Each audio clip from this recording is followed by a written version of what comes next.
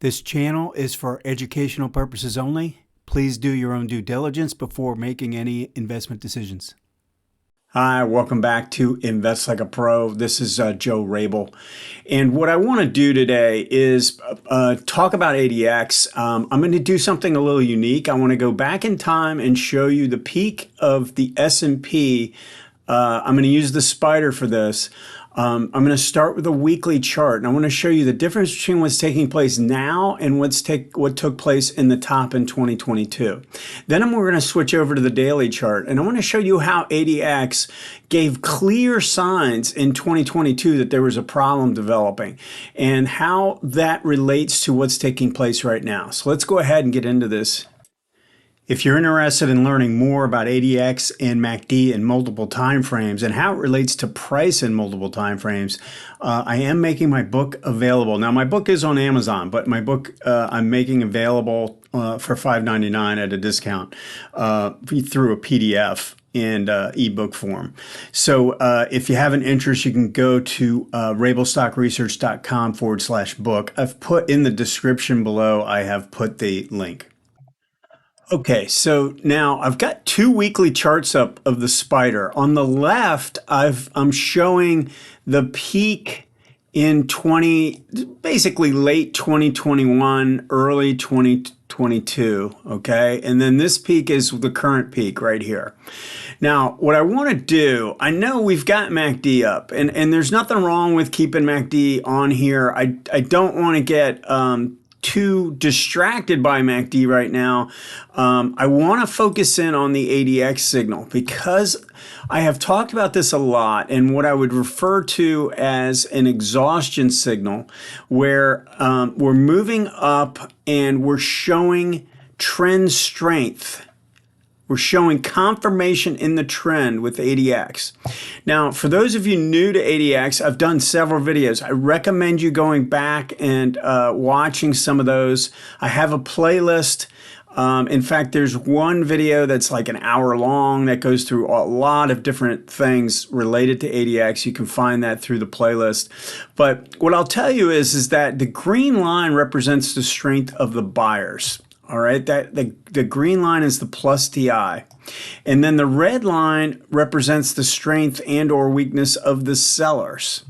Now, when these lines are going apart, when they're going in either direction, if red is on top, it doesn't matter. Like if the sellers are strong and the buyers are weak, or the buyers are strong and the sellers are weak, this line is going to start rising. If as long as there's separation between these lines, the blue line, the ADX line, is going to rise because it is showing the difference between the two lines, and it's non-directional. It doesn't care. It's not biased, bullish or bearish. It'll rise if it's in a bull trend, or rise if it's in a bear trend. So you can see when it was going down, the blue line was going up, and when the market was going up, the blue line was also rising.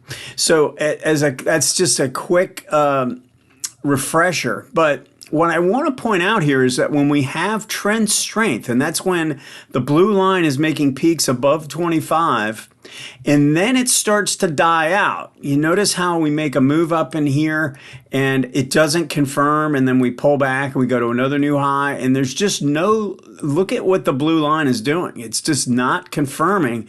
Essentially from the fourth quarter on, it just didn't confirm the move to the upside.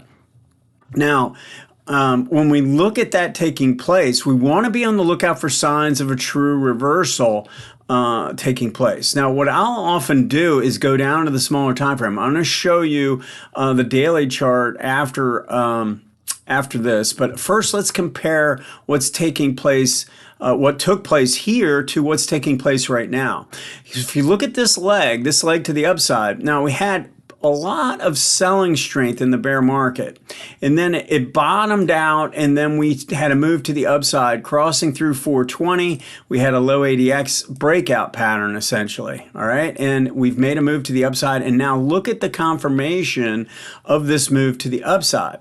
So I'm not saying that we're back in here and we have all this room to go. I don't know that. What I'm telling you is that this peak right now is showing trend confirmation, whereas this peak was not. They're completely different. There's nothing like at least the momentum based on the ADX is nothing like it. Now, we can take a quick peek in the MACD and see that this is confirming, while this peak here and this peak here did not confirm. You see how all these peaks confirmed on a MACD basis until we got up into this area here. So really up in this range is where we had an early warning sign. And this is why I wouldn't say the indicators have lag to them, because it has a leading component, right? This is telling us well in advance that something's wrong. So that's how I like to use the ADX pattern especially. But right now you can see that we have full and complete confirmation of the move on an ADX basis. Now let's go to the daily chart of both of these time frames. So this is what's going on right now. And this is the peak back in 2022. Now, we had a pretty good move in November and had good confirmation. And in fact, the strength was strong enough to compete against the decline that took place in October. So you sort of felt pretty good about this. Now, look at what happened when this went to a new high to finish off the year. Do you see how there's no strength whatsoever? So we had no strength whatsoever on the weekly chart at the peak, right? And it was sort of early from that standpoint. And then we had no confirmation strength at this peak at all. So the moment we start to see signs of a reversal taking place, hard move to the downside, move to up, breaking through like 460 or drawing in your trend line. I mean, there's a number of ways to be kind of looking at this from an early warning standpoint and saying there's a big problem developing. But look at what this is doing, and now look at what the market's doing right now. Again, look at the move to the upside and look at the momentum confirmation. I can't really put these two in the same camp, even though intuitively I'm of the feeling that there's a problem developing. This is why I always say to my subscribers, I have to go with what I see, not with what I believe. What I believe is, this could be making a big top here, but what I see is that is not the case. So I have to assume that this pullback is going to lead to higher prices based on what I'm seeing. You can also see that there was a little bit of divergence here, even though I don't really usually, these are too far apart to call divergence. You could say there's a little bit of momentum slowdown taking place, but we've had a drop here, but look at how fast the MACD has dropped. Now, I talk about this on Fridays, but I wanted to point out something by going historically speaking and look at how important the MACD and the ADX, especially the ADX for me, because peaks that fail to get above 25 tell me to look for a reversal. Okay, so if I have a weekly time frame that is showing non-confirmation where the blue line cannot get above 25, that means that there's really no strength in the buyers or the sellers at that point.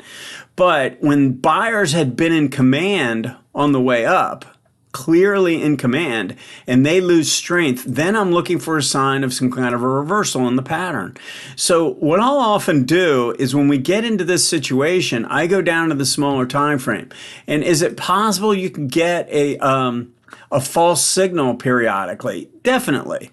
If we go back, actually, if you even go back to the peak that took place here, we had confirmation here. It did get above 25, and then it made a new move to the upside and did not confirm. So we did get a reversal, but it didn't turn into anything that meaningful yet.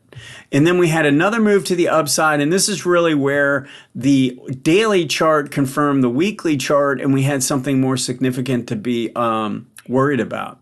So once the ADX kicks into gear to the downside, and we get ADX rising and the red really taking over strength again, then we know that we've got something a little bit more important developing to the downside. So use this to your advantage. Look at the bottom in the way that this took place in the bottom in late 2022. So if you notice, we had a move to the downside that was confirmed strongly, strong move to the downside, another rally up and a move to the downside. Now this did confirm at this point, but notice how we had divergence in place. Okay, now when you have divergence in place and this makes a significantly lower peak, the moment this drops down under 25, you're thinking that that's actually a fairly important situation. So a divergent peak that causes the blue line, the ADX line, to drop down under 25, while not as great of a signal as this type of peak, where it fails to get above 25, is something to be concerned about. And again, to be on the lookout for a reversal pattern. We got that reversal. And again, we got confirmation of the reversal crossing up through 420. But this is the whole reason why when you look at the daily chart and you look at the weekly chart, the momentum signs right now are just not confirming some kind of a big reversal. Now, could we get a pullback? Obviously, we could get a pullback, just like we got a pretty significant pullback here that led to another move to the upside. And that was with poor ADX strength. In this case, I think because the ADX is so strong, we should be leaning more towards looking for another rally after this pullback is over. All right, so that's this week's video. Let me know if you have any questions or comments. Thanks.